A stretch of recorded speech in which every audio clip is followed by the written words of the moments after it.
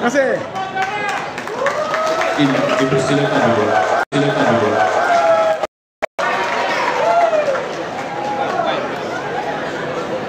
Itu dia suara orang lama kita, Abang Hatta, yang terus mendendangkan reformasi dia.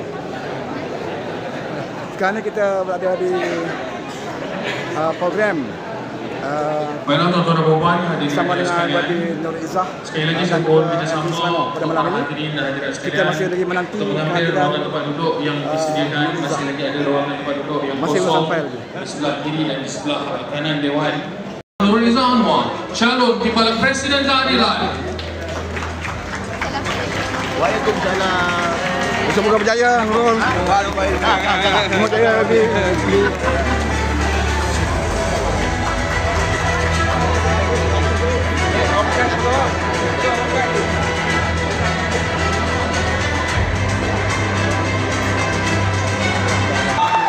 selaku calon timbalan presiden dan turut hadir pada hari ini tugas, dan kepada yang belum berjaya jangan putus asa, ada masa di lain kali kita boleh mencuba lagi. Tapi tuan-tuan dan puan-puan percayalah, Parti Keadilan ini adalah satu parti yang sentiasa memberi ruang dan peluang, tak kira yang menang yang kalah, kita tetap ada peranan di dalam parti yang sangat-sangat kita sayangi ini.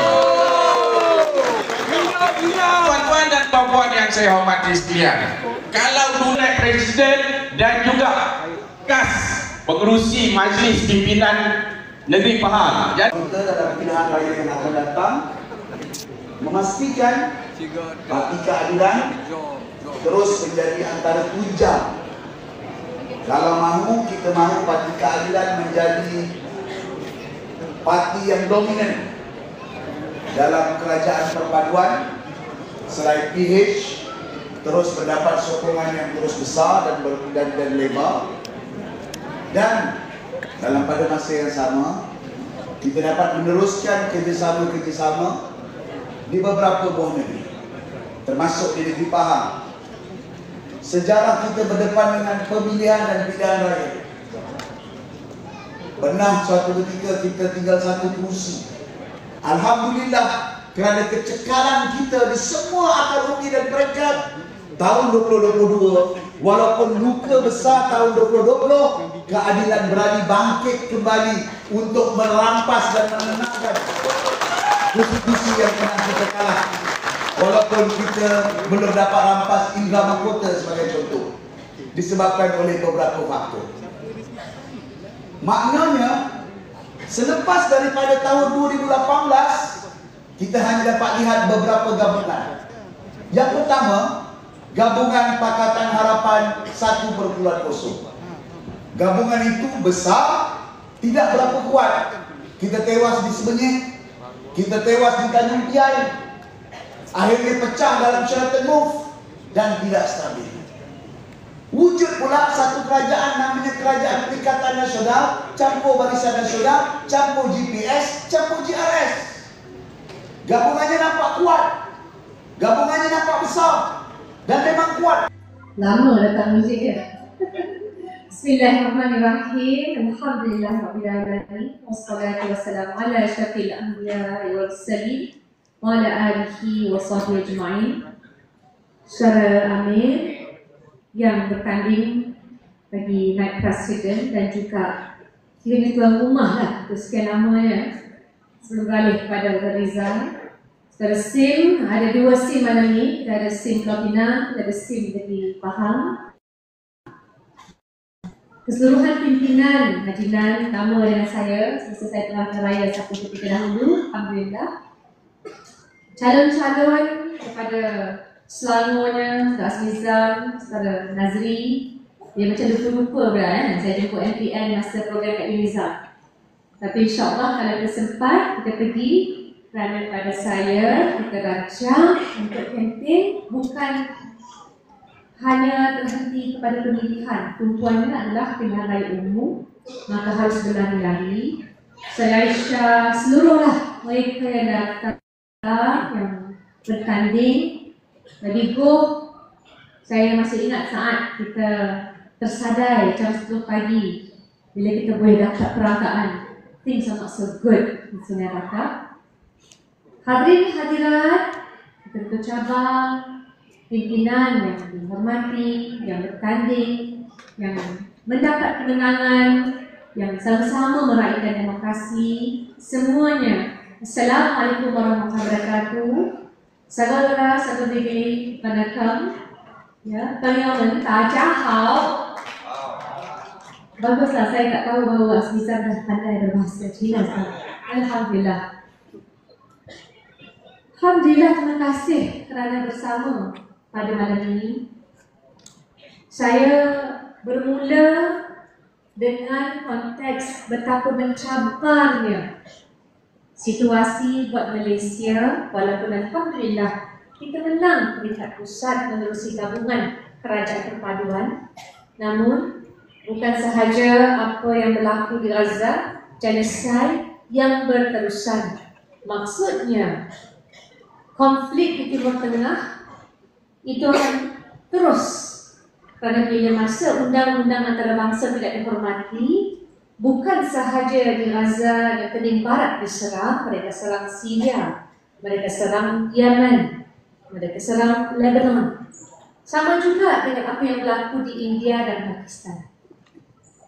Kita sebagai negara kuasa menengah, lebih-lebih lagi, kita tak boleh anggap bahawa dalam bulan-bulan mendatang, masuk 2026, keadaan ekonomi, alhamdulillah, keadaan mata wang yang baik, pelaburan yang masuk, yang menjadikan Malaysia terlikai antara negara-negara di ASEAN yang mencatatkan pertumbuhan ekonomi dan kemasukan yang baik, kita tak boleh anggap it will be as good. Jadi kalau nak kata bahawa masalah itu, cabaran itu, lebih-lebih lagi dengan kehilangan kepercayaan di kalangan rakyat terhadap bukan sahaja pimpinan politik, tapi juga partai politik. Kalau nak kata tentang survey, saya ada. Kami semua tahu 68% anak muda memang tak ambil thought pun politik, tak kisah pun politik. Mereka lebih banyak meletakkan kepercayaan dalam tangan influencer, pempengaruh, asatizah, pimpinan masyarakat yang mereka rasa lebih mewakili mereka. Jadi mana-mana parti politik sekalipun, bila kita dah ada maklumat ini, yang saya cadangkan, yang saya mahukan, perkara pertama yang kita buat, kita kongsi untuk pimpinan supaya kita boleh melawan bila masanya tiba. Saudara Amir sebut tentang pilihan raya pertama saya. Saya pergi di Permatang Pau itu untuk pilihan raya kali ketiga bertanding. Yang pertama 2008 sebelum meledaknya skandal MSC. Keadilan bertanding calon pertama ketika itu bawa semangat Pokok 6 Tun Salih Abbas. Kemudian kita bawa apa? Tun Sanusi Osman. Sebelum tu juga ada Marina Yusof. Zainul Zakaria. Amir tahu di situ kerja HQ dulu. Jadi bila kali keempat saya masuk ketika itu, memang sudah tentu kita bermula dengan cabang, kena menang cabang dulu. Saudara-saudari, cabang Lembah Pantai 4 kali kena gantung. Saya baru melahirkan anak pertama, kena masuk selesaikan apa? Masalah cabang. Kena pastikan berlangsung mesyuarat dengan baik. Tapi dalam keadaan tersebut, sebelum meledaknya skandal MSC, kita faham di Lembah Pantai itu maksudnya we go and we take over, we go and conquer. Itu Bingkai sudah cakap. Kita terpaksa pergi untuk memastikan kita melebar luaskan lagi. Jadi sudah tentu ada pilihan tertentu, ada beberapa pahlawan yang dihantar ke sini kemari. Dan saya tak boleh cakap banyaklah di konteks Terengganu. Terengganu mencabar. Terengganu lagi mencabar. Ya. Memang sukar untuk kita cari jalan untuk tembusi, tapi kita tak boleh mengalah. Justru semua ini pengalaman yang kita libatkan termasuklah perubahan dari negeri ke negeri. semua memerlukan kesatuan kita. Bila kita bersama dengan figura yang telah memenjarakan kebanyakan daripada pimpinan Pakatan Harapan yang terpaksa pergi bertemu bukan di bumi Malaysia, adalah bertemu dengan Tun Mahathir, sudah tentu kerana keutamaannya adalah untuk memastikan kita cari jalan, kita bina satu kesepakatan dan kita syaratkan beberapa perkara supaya janganlah nanti reformasi dan agenda untuk rakyat itu kita jaga. Tapi mahu tidak mahu, apakah prasyarat utama dalam segala bentuk perubahan yang kita mahu penyatuan? Saya biasa, saya minta saudara-saudari bertanding sesama kawan ini. Ya, memang kita mula. Saya pertama kali bertanding tahun 2010. Kita baru perkenal sistem pemilihan parti one man, one vote yang sangat mencabar pada satu negara tidak ada pemilihan di mana ini.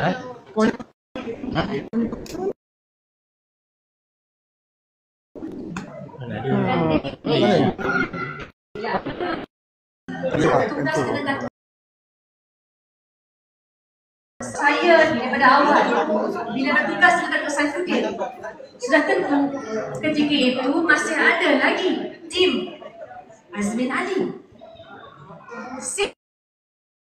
Seksa, dia ada tim A-nya, tim A merajuk, dia ada tim B, kena bermesyuarat 3 kali, berulang tayang, berulang-ulang, iyalah nak garapkan semua.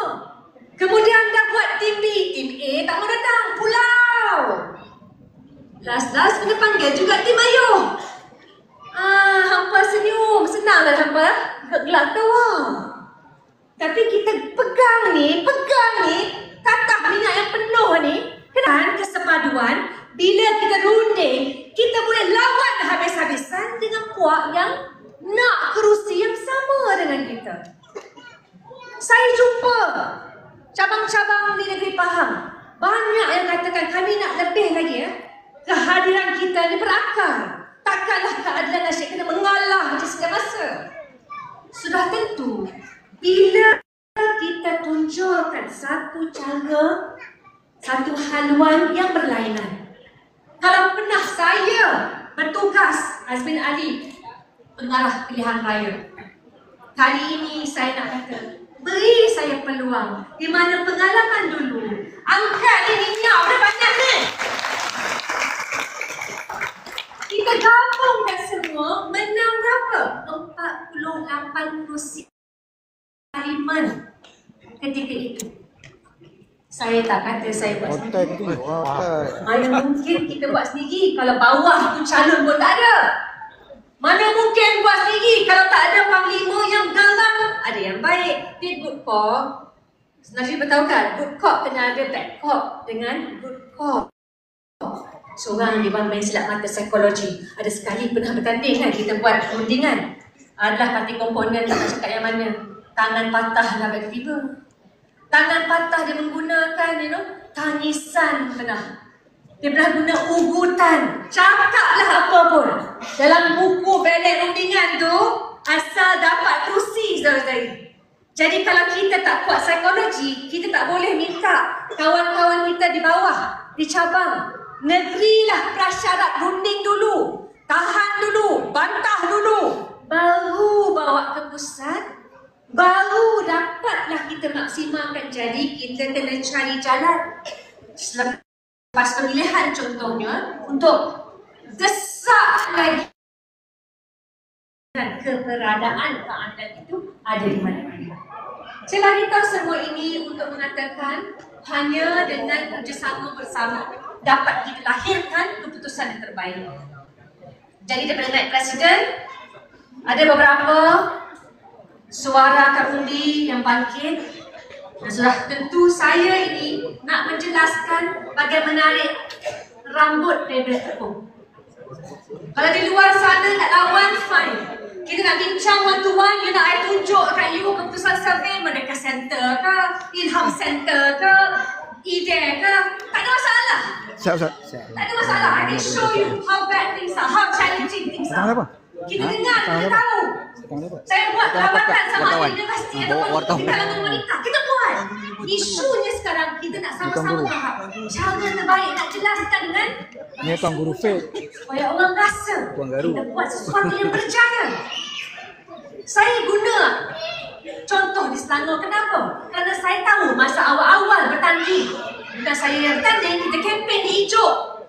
Kempenlah sampai kesudah projek yang Selangor bawah Pakatan Rakyat berikan, sama ada bantuan khairat kematian, sama ada tawas ya, tabung anak lahir, anak masuk universiti, name it, semua dibagi. Mereka tidak boleh link, kaitkan dengan penjenamaan ini diberikan di bawah Pakatan Rakyat. Dia kata ini diberikan bawah Hetoyo. Itu berlaku, saudara-saudari. Jadi nak tak nak, apa pun perkiraan kita, pertama kita kena guna metode pujuk akhir. Kita kena pujuk. Kita kena yakinkan balik selepas pandemik, iaitu kita sebagai wadah parti, wadah organisasi, wadah sejemaah, kita sayangkan mereka. Kita benar-benar nak cari penyelesaian kepada masalah kehidupan mereka. Mereka sinikal. Mana-mana merasakan mana boleh kita teruskan kepercayaan.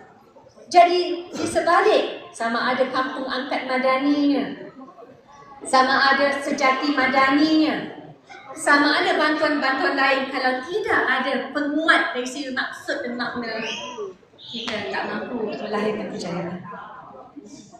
Justru bila bercakap tentang pilihan raya yang akan datang, perkara pertama, saudara-saudari, adalah pengukuhan akar undi. Saya sebut kerana saya tak mahu lagi kita buat di mana saya tidak punya jawapan untuk segala-galanya. Jawapan akan datang kalau kita mempunyai perbincangan dua hala. Orang Pahang sendiri yang tahu keperluan anak negeri. Di cabang-cabang, tumpuan, contohnya apa yang didambakan oleh rakyat terbanyak. Kadang-kadang buat jambatan, orang setempatan nak masjid. Dah salah, adakah terdapat capai sasaran? Tak dapat. Daripada orang menghargai segala yang kita mampukan, jadi sebaliknya. Sama juga dengan pengukuhan di mana kita membuat jelajah bagi menyentuh hati otai-otai lama kita, ramai yang telah bersama kita. Saya sempat melawat dan saya sudah tentu mengatakan di sini, ini perlu digiatkan lagi. Maksudnya dah kena rancang, dan kalau pun apa pun yang berlaku pada 24 ini, saudara-saudari, kita kena turun sama-sama. Saya turun sama-sama. Saya jumpa untuk memastikan kita naikkan balik semangat rakyat melihat bahawa keadilan itu adalah pilihan yang memang wajib mereka buat. Kerana kalau tidak, ramai lagi parti lain yang akan tunggu, yang akan tuntut kerusi. Maka isu akar undi ini bukan semata-mata kita datang, kita bagi keputusan, kita bagi pengarahan. Di Sungai Bakap, saya nampak ramai jentera pun mereka mahu disentuh. Kadang-kadang menggunakan sistem ini antara kebimbangan mereka. Orang lebih suka sistem, contohnya yang mudah, kadang-kadang menyentuh hati. Jadi pada saya, ini bukan serangan yang kita buat secara menyeluruh. Kita nak pastikan apa sahaja bentuk yang kita lakukan itu berkesan. Nah, isu kedua adalah menyentuh anak muda dan juga wanita. Saudara-saudari, wanita ni hanya 40% dalam pangan. Kita nak tambah lagi. Jadi sebab kebanyakan program yang telah kami anjurkan berbentuk program-program yang wanita rasa dihargai. Kadang-kadang kita lupa dalam politik ini adalah semangat kebersamaan dan semangat komuniti.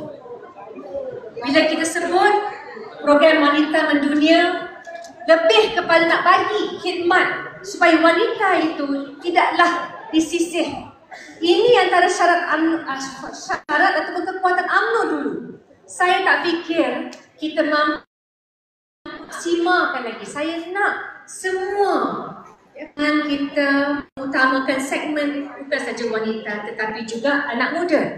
Anak muda tak boleh lari daripada media sosial. Dan atas itulah bila disebut kita buat banyak bantuan, tapi kalau kita tak mampu untuk menggerakkan hati-hati pimpinan di masyarakat.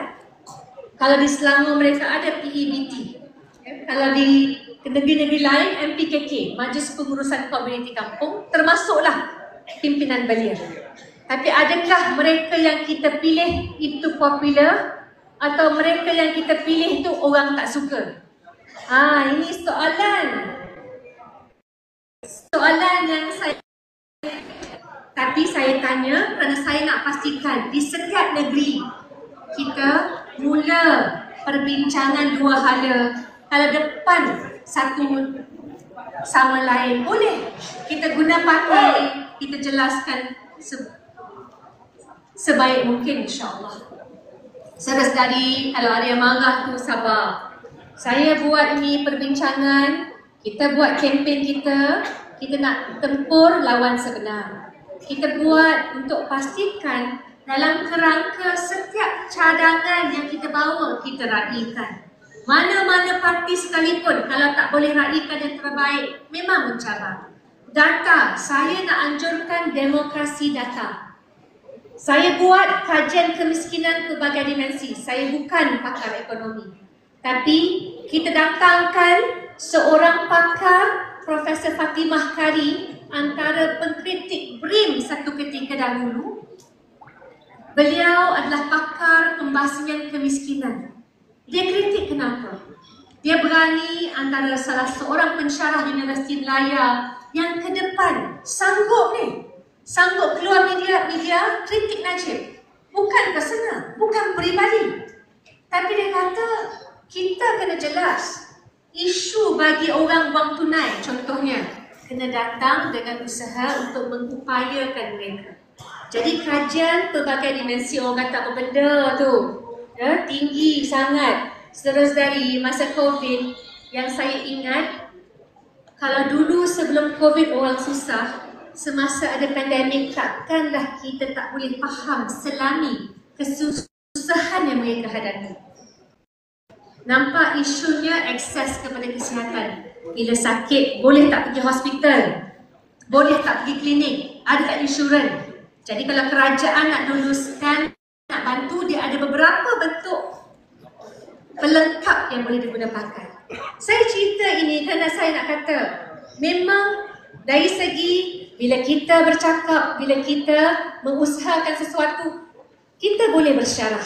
Tapi bila kerja dibuat, kita kena pastikan kerja itu efektif dan dapat juga diterima oleh orang ramai dari hati ke hati.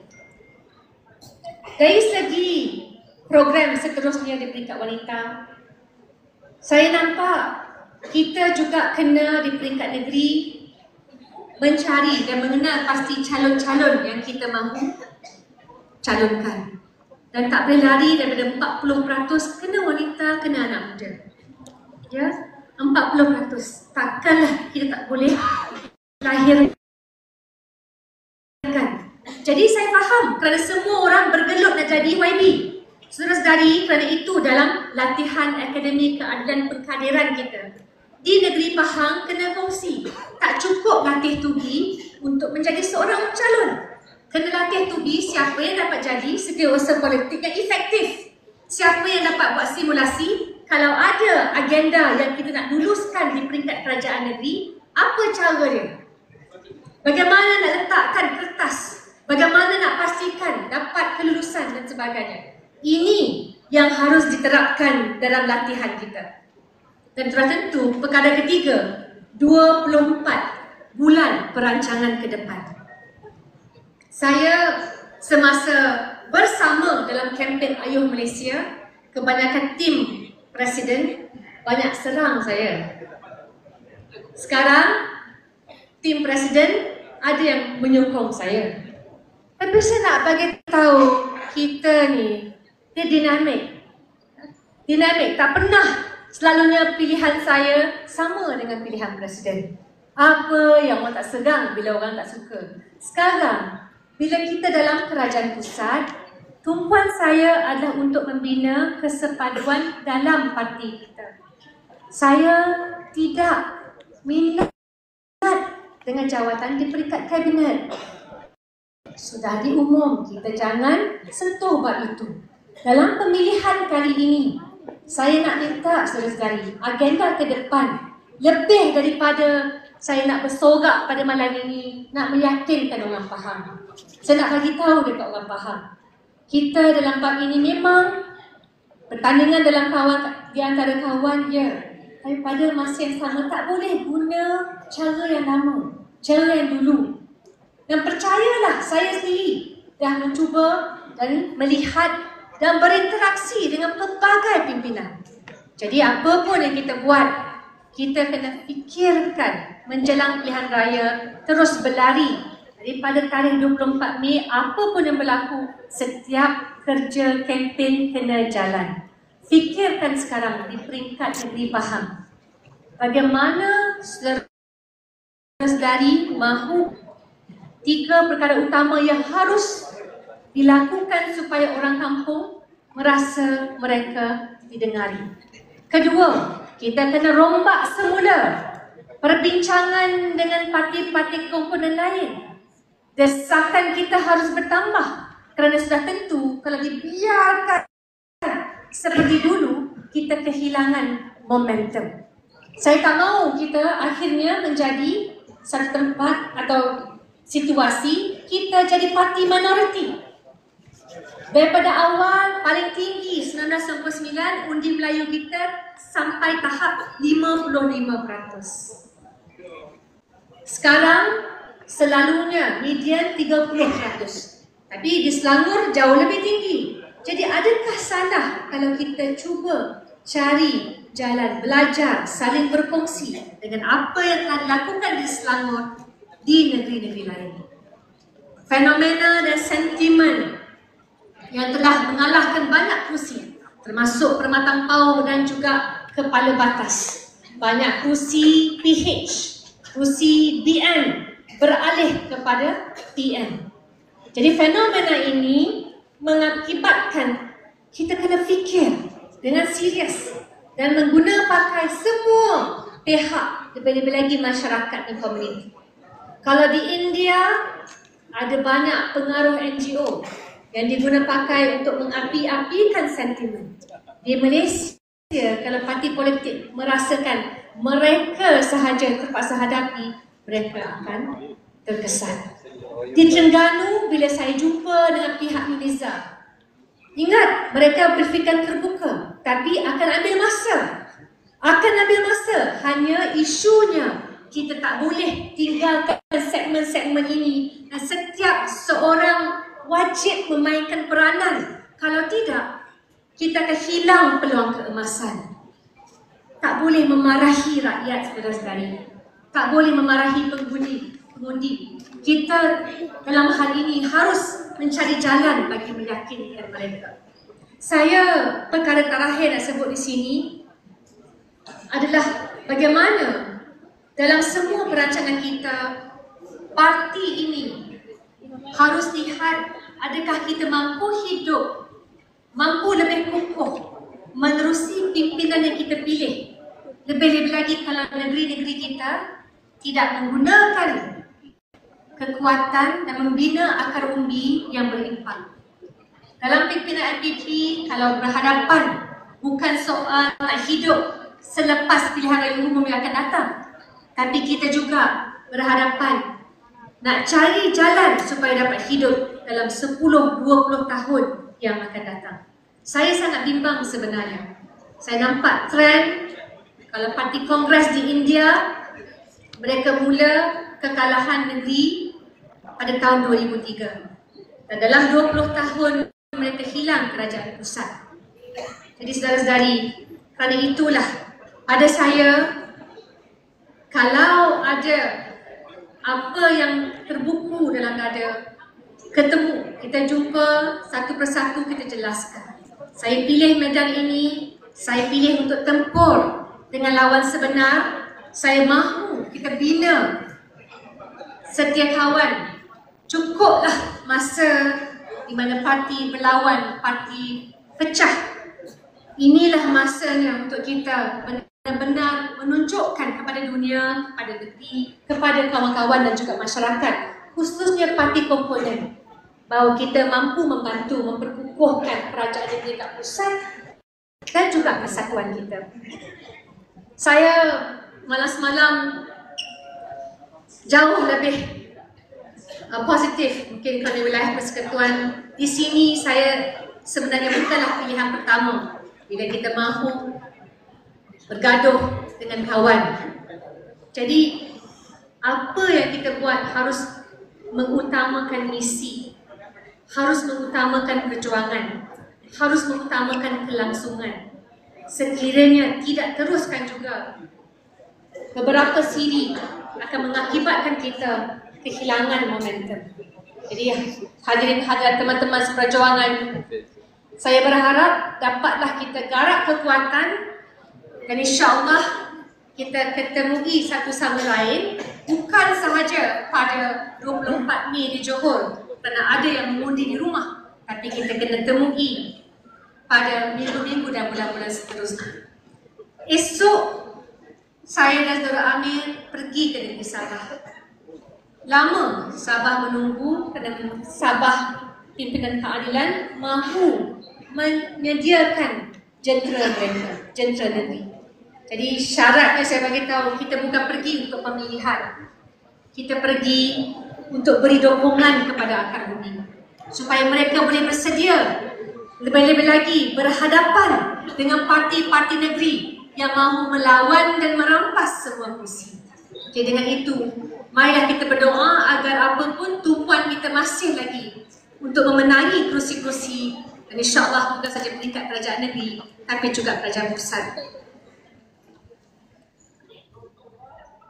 Okey saudara-saudari, teman-teman seperjuangan, kita ada banyak masalah, tapi kita kena selesaikan masalah. Dan pada saya, kita tak ada pilihan. Saya tak mahu menyerah kalah. Saya nak pastikan di negeri Pahang, bila saya tak ada lagi di sini, kerana nanti sebut tadi, keadilan akan sentiasa bukan saja hidup segar bugar, tapi juga bertakhta di hati. Itu yang kita nak.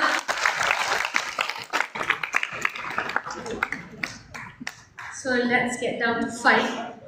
Because banyak yang kita harus lakukan. Wassalamualaikum warahmatullahi wabarakatuh.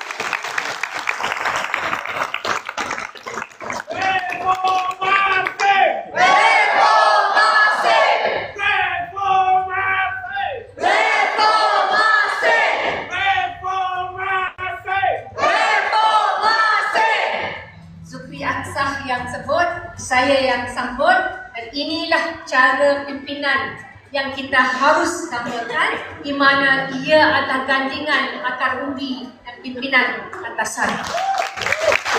Baiklah, hadirin